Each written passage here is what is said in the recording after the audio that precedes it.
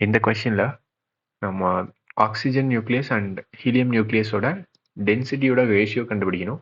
So ஜென்ரலாக density எப்படி எழுதுவோம்? டென்சிட்டியை நம்ம மாஸ் பை வால்யூம்னு எழுதுவோம். So mass by volume. இப்போது நியூக்ளியஸ் கன்சிடர் பண்ணிப்போம். இந்த நியூக்ளியஸ்குள்ளே என்ன இருக்கும்? ப்ரோட்டான்ஸ் அண்ட் நியூட்ரான்ஸ் இருக்கும்.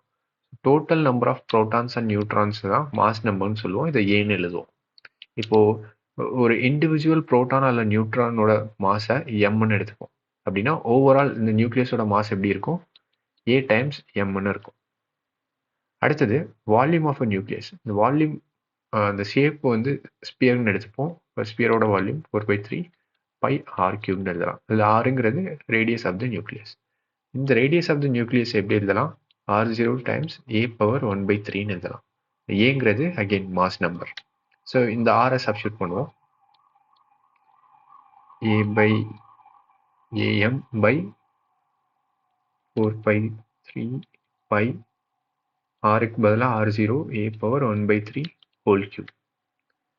சிம்பிளை பண்ணோம்னா AM F 4/3 pi R0 cube இங்கே A வரும். ஸோ இந்த A கேன்சல் பண்ணிடலாம். and we left with M divided by 4/3 pi R0 cube. இதுதான் வந்து டென்சிட்டி, நியூக்ளியஸோட டென்சிட்டி. இதில் பார்த்தோன்னா இந்த எம்ங்கிறது constant, mass of proton or neutron இது constant, 4/3 constant, pi constant, R0 இதுவும் கான்ஸ்டன்ட். ஸோ இது எல்லாமே கான்ஸ்டன்ட். இதில் இங்கே மாஸ் நம்பர் எந்த ரோலுமே ப்ளே பண்ணாது. அப்படின்னா இந்த ரெண்டு நியூக்ளியஸுமே சேம் டென்சிட்டி தான் இருக்கும்.